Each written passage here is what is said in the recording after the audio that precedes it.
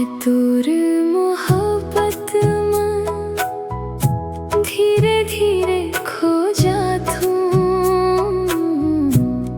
तोर बिना ए जान एक पल खलो रो जाथू। तोर नैन में कुछ जादू है, दिल ला चुरा लेथे। तोर हंसी के चमक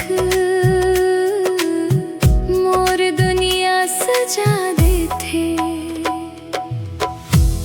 मैं तोर मोहब्बत में एही च पागल रही थो।